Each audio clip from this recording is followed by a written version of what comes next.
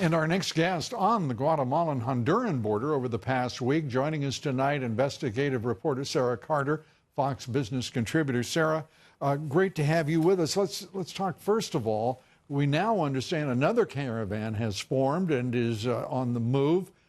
Your thoughts about what you saw, who's organizing these caravans, and just how dangerous is this for these migrants who apparently haven't been told the truth about what awaits them at the southern border if they get that far, and how dangerous this trek is.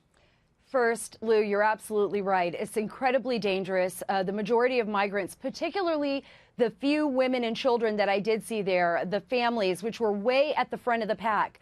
Now, I was in Guatemala and the Honduran border this week when the big second wave of migrants came across the border. Now, the majority of the migrants were actually men. I would say there was about 1,200 men, maybe 1,300 men, and a few hundred women and children that they actually put in the front of the line. This was very highly organized. They had the women and children at the front of the line for the photographers, for whatever local news agencies were there. I really didn't see a lot of international agencies, although I did see CNN Spanish there. They were actually there, but they were there to tell the story of the women and children. When I walked to the back, it was about 1,300 men. It looked like columns of men. They had a flag, a Honduran flag, at the front of their mass line, and they were coming through and they were saying, look, we're heading straight to America.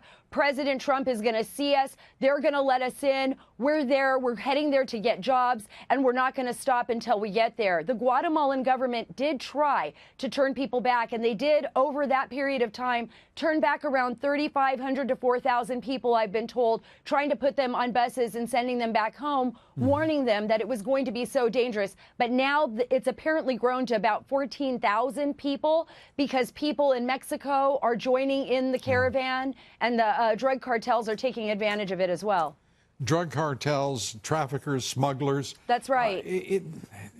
Who are these people, and why aren't the governments, whether it is Honduras, whether it is Guatemala or Mexico, why aren't they dealing with what is in the midst of these people? These poor people really have no idea of what awaits them.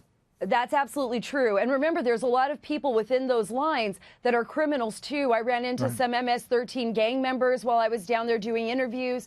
And then you don't really know who you're talking to. You know, it could be a really wonderful person that's just looking for a job and a place to go, and then a criminal element. I did see children. There were a number of unaccompanied minors under the age of 12, some as young as 7, that the Guatemalan government actually took and put into their custody because they were with men that were not their fathers. That's incredibly scary. But I tell you this, the people that were organizing this event, some of them are in Honduras. They were leftist government, apparently affiliated with the former Zelaya government. They were coordinating this. The Guatemalan government is working very closely now with the U.S. government, trying to find out who these culprits are. They say once they figure out who organized this event, then they could work with the U.S. to bring charges against them if any of the people had been harmed. That's the first step. But the major step here, Lou, is that the president is 100% right on. We have every right to protect our border. This is a very dangerous situation, that we can't exacerbate.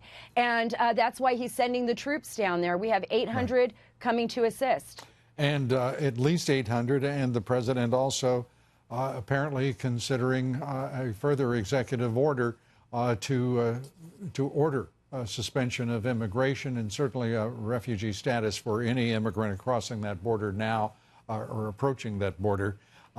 Sara Carter, good to see you back on this side of those borders, and thanks for being with us tonight. Sara Carter. Thank you so much, Lou.